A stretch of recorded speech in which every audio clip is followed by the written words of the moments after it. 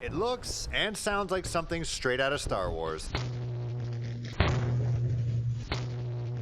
It's actually an electrical explosion after this dead tree toppled over hydro lines in this Westdale neighborhood. Dina Masabarka owns the house behind the tree with her son and has been concerned about it for months. I've been hounding the city since May to try and get this thing taken down because it's been obviously dead and a fire hazard. After months of warning the city that something bad was going to happen with this tree, last night, during strong winds, something bad happened. The gusts brought the top of the tree crashing down on the wires below, sending sparks and more into the air. The tree was on fire, and my son, who lives inside with his wife, heard a noise outside.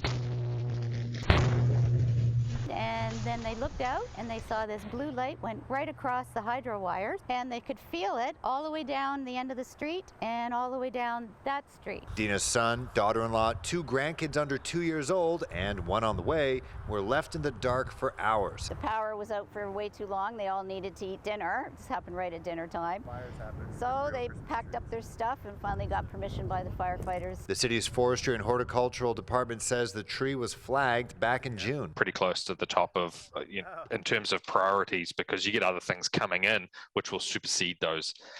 So it was ranked as somewhat of a high priority, and we were getting to this one. Sam Scarlett says his team are being pulled in multiple directions. We as a department receive anywhere from 17 to 25,000 service requests a year.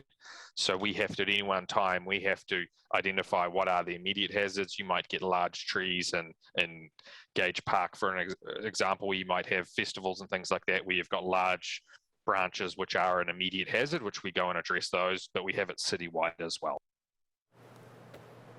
Well, after all this, the city says they'll most likely address the rest of the dead tree tomorrow.